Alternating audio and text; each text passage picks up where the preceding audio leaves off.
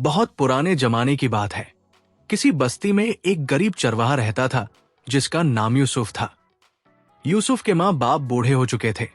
उसका बाप भी चरवाहा था और उसे ये सारी बकरियां उसके बाप से ही विरासत में मिली थी। यूसुफ रोजाना अपनी बकरियों को लेकर पहाड़ों पर चराने ले जाया करता। यूसुफ एक गरीब आदमी था, लेकिन उसका दिल साफ था और वह अल्लाह पर भरोसा रखता था। यूसुफ दिन भर मेहनत करता, बकरियां चराता और वापसी पर कुछ खुशक लकड़ियां जमा करता ताकि घर जाकर मां बाप के लिए चोलाहा जला सके। उनके घर में अक्सर खाने को सिर्फ खुशक रोटी होती, मगर फिर भी यूसुफ की जुबान पर कभी ना शुक्री ना रहती। रोज रात को सोने से पहले वह अपने माँ बाप के करीब बैठ जाता और कहता, हम गरीब है तो क्या हुआ, अल्लाह तो हमारे साथ है। देखना एक दिन यही बकरियां हमारी किस्मत बदल देंगी। बस्ती के कुछ बड़े और अमीर लोग उसका मजाक बनाते और कहते, देखो यह बकरी वाला कैसे ख्वाब देख रहा है, जैसे यह बकरियां इसे बादशाह बना देंगी। तेरा बाप चरवाहा था, तू भी हमेशा चरवाहा ही रहेगा और तेरी औलाद भी चरवाहा ही बनेगी। महलों के ख्वाब देखना छोड़ दो। लेकिन यूसुफ उनकी बातें सुनकर सिर्फ हंस देता। उसे यकीन था कि बादशाहत सिर्फ अल्लाह देता है और जो मेहनत करता है उसकी कोशिश कभी जाया नहीं जाती। एक दिन वो बकरियों को पहाड़ की ऊंचाई पर ले गया। वहां उसे एक बूढ़ा आदमी मिला जो शक्ल सूरत से बहुत गरीब लेकिन थका हुआ लगता था। ये महसूस करते ही यूसुफ ने फौरन थैली खोली और अपनी रोटी निकालकर उसको दे दी और कहने लगा, हुजूर मेरे पास और कुछ नहीं, मगर ये रोटी मेहनत से हासिल की हुई है, इसे कबूल फरमाएं। बूढ़े ने मुस्कुराकर वो रोटी खाई और कहा, बेटे तेरा दिल बहुत साफ है, तुम जिसकी खातिर ये सब कर रहे हो वो अल्लाह सब देख रहा है। बेटा एक दिन तेरी सखावत तुझे बहुत ऊंचाई तक ले जाएगी।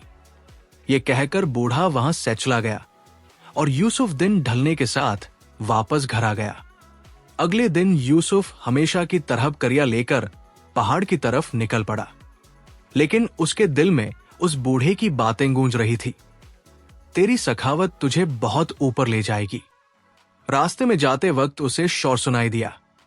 जब वो करीब पहुंचा तो देखा कि एक बकरी गांव के जमींदार के खेत में घुस गई है और फसल को नुकसान पहुंचा रही है। जमींदार गुस्से से चीखने लगा, ये मनहूस बकरी किसकी है? यूसुफ ने करीब जाकर देखा तो वो बकरी उसी की थी। वो फौरन आगे बढ़ा, सर झुकाया और बोला, हुजूर ये मेरी बकरी है, माफ कर दीजिए, ये अनजाने में आपकी फसल मैंच ली गई, मैं नुकसान का बदला चुका दूंगा। जमींदार ने गुस्से से उसे देखा और कहा, तेरी बकरी ने मेरी सारी फसल बर्बाद कर दी, तू इसका बदला देगा तो एक गरीब चरवाहा, तेरे पास तो चप्पल भी टूटी हुई है। इतने में बस्ती के कुछ लोग वहां आ गए। कुछ लोग यूसुफ का मजाक बना रहे थे और कुछ लोग खामोशी से तमाशा देख रहे थे। तब जमींदार बोला, अच्छा अगर तू वाकई ही इस नुकसान का बदला चुकाना चाहता है तो अपनी सबसे अच्छी बकरी मुझे दे दे, वरना मैं बस्ती की पंचायत बुलाकर तुझे यहां से निकाल दूंगा। जमींदार ने जो बकरी मांगी वही वो बकरी थी जो सबसे ज्यादा दूध देती थी। यूसुफ के लिए वही बकरी मां बाप के इलाज और घर के खर्चे का वाहिद सहारा थी। यूसुफ की आंखों में आंसू आ गए, लेकिन उसने खामोशी से बकरी की रस्सी जमींदार के सामने कर दी और कहा, अगर ये बकरी लेने से आपका गुस्सा कम हो जाए तो मैं अल्लाह की रिजा के लिए अपनी बकरी कुर्बान कर सकता हूं, लेकिन मैं कभी भी लड़ाई झगड़ा नहीं करूंगा। ये सुनकर लोगों में खामोशी छा गई। सबको लगा था कि यूसुफ इनकार करेगा, मगर उसने चुपचाप ईमानदारी को अपना लिया। जमींदार ने बकरी की रस्सी हाथ में पकड़ी और कहने लगा, आइंदा अपनी बकरियों को संभाल कर रखना, दोबारा अगर मेरे खेत में दाखिल हुई तो फिर तेरे पास कीमत अदा करने के लिए कुछ भी बाकी नहीं रहेगा। यूसुफ ने जमींदार की बात को सुना और अपनी बकरियां लेकर घर की तरफ रवाना हो गया।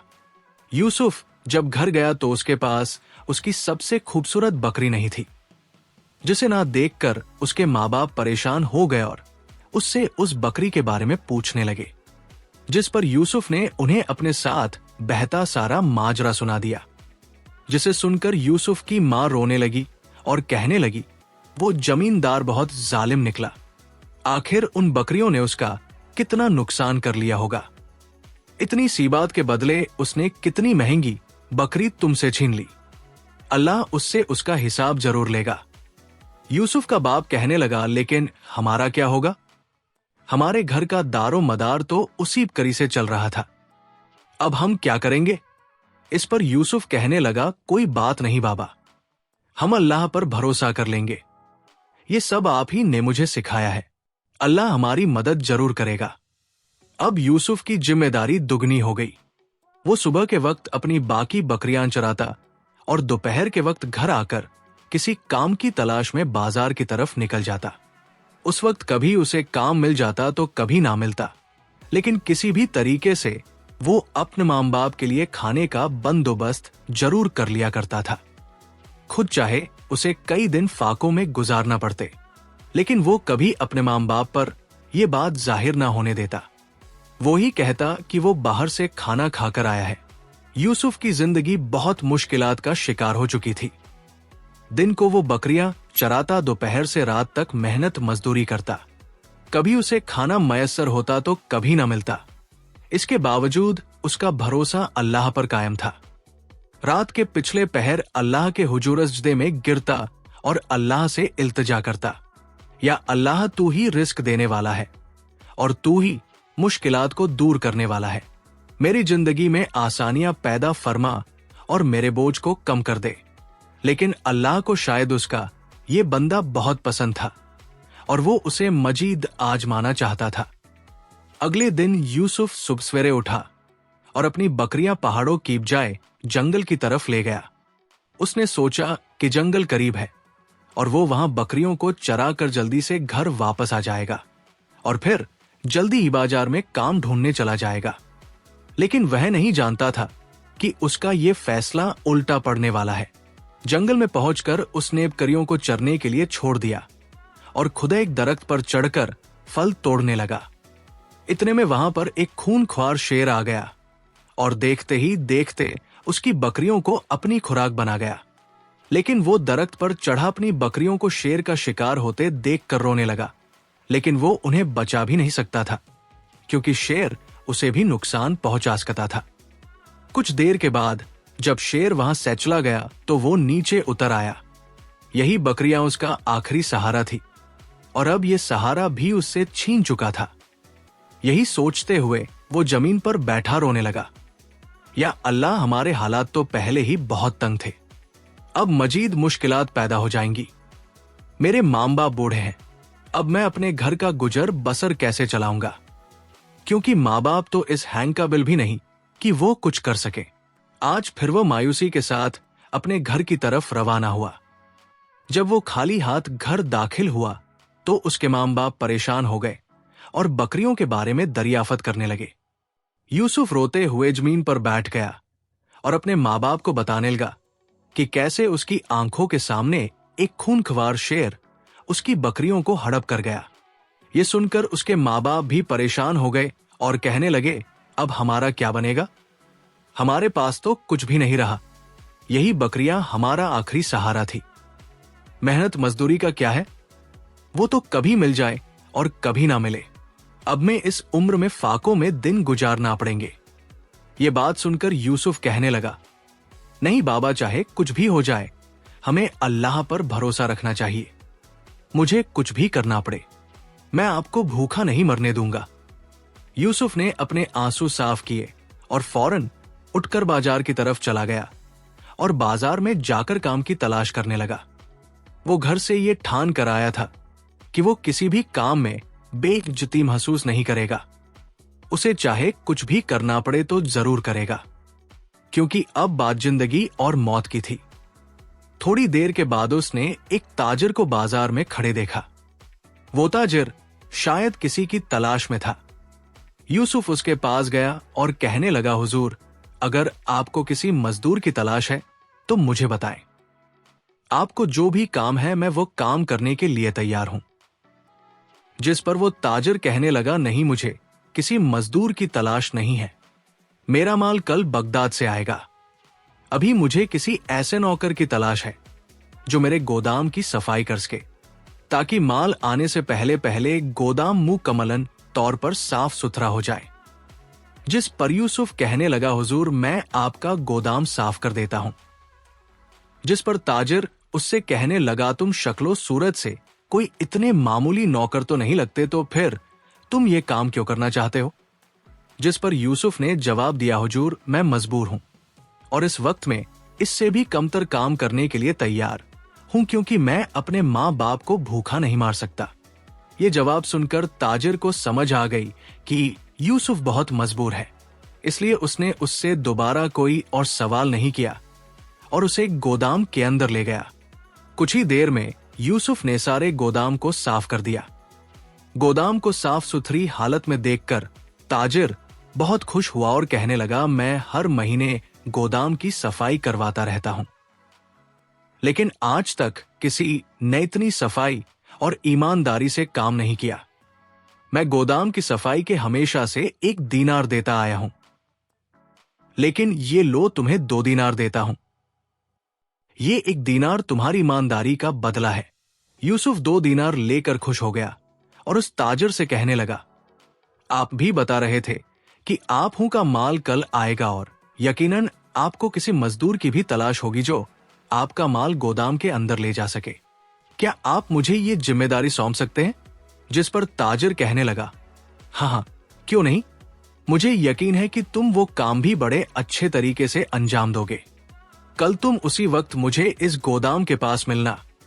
यूसुफ ने ताजिर को सलाम किया और नानबाई की दुकान की तरफ चल पड़ा, जहां से उसने अपने माँ बाप के लिए खाना खरीदा और फिर घर जाकर अपने माँ बाप के साथ बैठकर खाना खाने लगा। यूसुफ का बाप उससे कहने लगा, बेटा मैं बहुत खुश हूं कि हमें तुम जैसा बेटा मिला और तुमने साबित कर दिया कि तुम्हारे पास चाहे कुछ भी ना हो, फिर भी तुम रिस्क कमा सकते हो। मेरी दुआ है कि अल्लाह तुम्हें इतना अता करे कि तुम्हें कभी भी मेहनत मजदूरी ना करनी पड़े।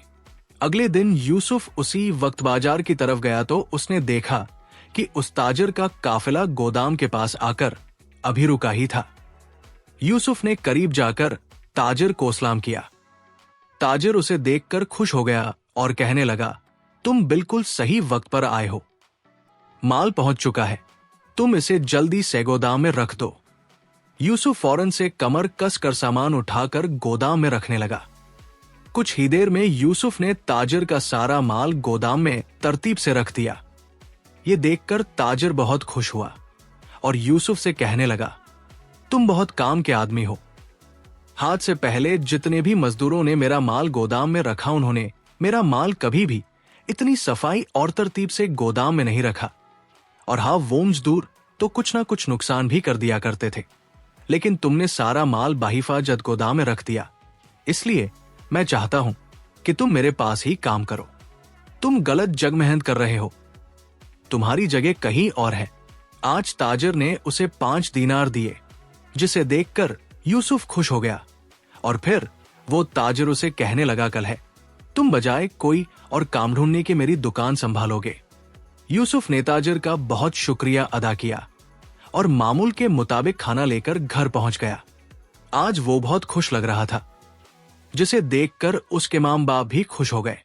खाना खरीदने के बाद जो पैसे बचे थे, यूसुफ ने वो पैसे अपने बाप के हाथ पर रखे और कहने लगा, बाबा मुझे काम मिल गया है, अब बहुत जल्द हमारे हालात बदल जाएंगे। यूसुफ की माँ उसे ढेरों दुआएं देने लगी। अगले दिन यूसुफ ताजिर की दुकान पर पहुंच गया। ताजिर ने सारे दुकान पर काम करने वालों को इकट्ठा किया और कहने लगा, आज से दुकान की निगरानी और हिसाब किताब का काम ये नौजवान करेगा। तुम सब इसके माथे धो गए। ये सुनकर यूसुफ बहुत खुश हुआ। यूसुफ के जहन में ये था कि शायद वो ताजिर उसे अपनी दुकान पर एक आम काम करने वाले मजदूर की तरह रखेगा। उस ताजिर ने उसे एका ओहदा दे दिया था, जिस पर यूसुफ बहुत खुश था। कुछ ही दिनों में यूसुफ ने ताजिर के सारे कारोबार को समझ लिया। उसने ताजिर की दुकान में होने वाली कमियों और कोताहियों को परखा और फिर सारी कोताहियां ताजिर के गोश गुजार की और फिर यूसुफ ने उन कोताहियों को दूर किया, जिसकी वजह से ना सिर्फ ताजिर का कारोबार बेहतर हो गया, बल्कि उसका मुनाफा भी बढ़ने लगा। इस महीने का बढ़ा हुआ मुनाफा देखकर ताजिर बहुत खुश हुआ और कहने लगा, नौजवान, मैंने तुम्हें सही ही कहा था ना कि तुम्हारी जगह कहीं और है। ताजिर ने यूसुफ के हाथ में 300 दियार की एक थैलिब कढ़ाई और कहने लगा, ये तुम्हारी ईमानदारी, मेहनत और सच्चाई का सिला है। ऐसे ही तुम ईमानदारी से काम करते रहो, तुम बहुत आगे जाओगे। यूसुफ वो थैली लेकर घर गया और जाकर मां बाप के सामने रख दी। जब उसके मां बाप ने दियारों से भरी थैली देखी तो वो बहुत खुश हुए। उन्होंने इतनी दौलत एक साथ पहली बार देखी थी। यूसुफ की मां शुक्राने कैनफल अदा करने लगी। यूं ही वक्त गुजरता रहा और यूसुफ के हालात दिन ब दिन बेहतर होने लगे। अब ताजिर ने यूसुफ को अपने काफिले का सरदार बना दिया और उसे बगदाद की तरफ रवाना भी करने लगा। यूसुफ न सिर्फ मयारी माल खरीदता, बल्कि इंतहाई मुनासिब कीमत पर सुए करता। इससे पहले जो कोई भी ताजिर का माल खरीदने आता था, वो महंगा खरीदता और माल गैर मयारी होता और पैसों का भी गबन होता था। यूसुफ ये काफिले के साथ ताजिर के गोदाम पर वापस आया और माल को गोदाम में रखा गया तो ताजिर माल को देखकर हैरान रह गया। इस बार लाया गया माल ज्यादा मयारी और कीमती था और उनकी कीमतें भी बहुत मुनासिब थी। यूसुफ ने जब रुपए पैसे का हिसाब एक पर्ची की सूरत में ताजिर के सामने रखा तो ताजिर एक दफा फिर से हैरत में डूब गया और यूसुफ से कहने लगा, तुम मेरे लिए किसी सोने की चिड़िया से कम नहीं हो। आज तक मैंने भी इतना म्यारी माल इतनी मुनासिब कीमत में नहीं खरीदा, और मेरे अलावा जो भी काफिले के साथ गया वो भी इतनी कामयाब तजारत के साथ वापस नहीं लौटा। तुमने वो होकर दिखाया जो कभी किसी ने नहीं किया। मैंने तुम्हें जिस काम में लगाया तुमने उसे इंतहाई अच्छे तरीके से सरंजाम दिया और जिस चीज को हाथ लगाया वो सोना बनने लगी। यकीनन तुम दाद के काबिल हो। आज से तुम मेरे आधे कारोबार के मालिक हो, क्योंकि इस कारोबार को तुम ही उस मकाम तक लेकर गए हो। यूसुफ के हालात अब बिल्कुल बदल चुके थे। जिस जगह पर उसकी झोपड़ी थी उसी जगह उसने आलीशान महल नुमा घर तामीर किया। वो लोग जो यूसुफ के ख्वाबों का मजाक उड़ाते थे, अब वो उसी के दर पर है, मदद मांगने के लिए आने लगे। लेकिन यूसुफ ने उनसे कभी मुंह नहीं मोड़ा, बल्कि बढ़ चढ़ कर उनकी मदद की। उसने बहुत से गरीबों के घरों में राशन तकसीम किया। एक दिन यूसुफ अपनी दुकान पर बैठा था कि उसकी दुकान में एक भिखारी दाखिल हुआ। उसकी हालत बहुत खस्ता लग रही थी। वो सदा लगाने लगा, अल्लाह के नाम पर कुछ दे दो। यूसुफ ने एक सिक्का उसकी तरफ बढ़ाया तो सिक्का पकड़ने के बजाय वह भिखारी यूसुफ को देखकर साकत हो गया। यूसुफ ने जब उसके चेहरे को गौर से देखा तो उसने उसे पहचान लिया। वो वही जमींदार था जिसने यूसुफ से उसकी बिक्री छीनी थी। वो यूसुफ के कदमों में गिर गया और रो रो कर माफिया मांगने लगा, खुदा के लिए मुझे माफ कर दो यूसुफ। जिस दिन मैंने तुम्हारी वो बिक्री छीनी थी, उस दिन से खुदा ने मुझसे सब कुछ छीन लिया और मेरे हालात इस कदर खराब हो चुके हैं कि मैं भीख मांगने पर मजबूर हो गया हूं। और मेरी वो जमीन इंजन में मैं किसी के मवेशी दाखिल नहीं होने देता था, अब वो भी मेरी नहीं रही। मुझे पता है मेरे साथ ऐसा क्यों हुआ। तुम अल्लाह के बहुत करीब थे और मैंने तुम्हारे साथ जुल्म किया, जिसकी मुझे सजा मिली है। खुदा के लिए मुझे माफ कर दो। यूसुफ ने उस जमींदार को गले से लगा लिया और ना सिर्फ उसे माफ किया, बल्कि उसकी मदद भी की, जिससे उसने अपना छोटा मोटा रोजगार बना लिया। प्यारे दोस्तों, इस कहानी से हमें सब सीखने को मिलता है कि महज दौलत या ताकत ही इंसान को अजमत नहीं देती, बल्कि सल, वजमत, सब्र, कुर्बानी, दियानत और अल्लाह पर भरोसे में है। अपने दिल को कीना और इंतकाम से पाक रखता है और हर हालत में वालदैन का सहारा बनता है। अल्लाह उसे ऐसे मकाम पर पहुंचाता है जहां लोग रक करते हैं। जिंदगी में जब आजमाइशें बढ़ती हैं तो अक्सर इंसान कमजोर पड़ जाता है, लेकिन जो शख्स उन हालात में भी अपने अखलाक, ईमानदारी और किरदार को नहीं छोड़ता, वही है कामयाबी का असल मुस्तहिक बनता है। हर वो कुर्बानी जो अल्लाह की रिजा के लिए दी जाए वो कभी जाए नहीं जाती, बल्कि वही कुर्बानी एक दिन कामयाबी का दरवाजा बन जाती है। दोस्तों, जुल्म का अंजाम रुसवाई है, लेकिन नेकी का नतीजा इज्जत। जो दूसरों के साथनमी करता है, अल्लाह उसके लिए दुनिया आसान कर देता है। जो रिस्क की तंगी में भी किसी का हक नहीं मारता, अल्लाह उसे ऐसी जगह से रिस्क अता करता है जहां उसका गुमान भी नहीं होता। प्यारे दोस्तों, सच्चाई, सब्र, खिदमत और अल्लाह पर यकीन यही वो चिराग है जो अंधेरी राहों को रोशन करते हैं, और गरा हुआ इंसान भी उनकी रोशनी में बुलंदियों तक पहुंच सकता है।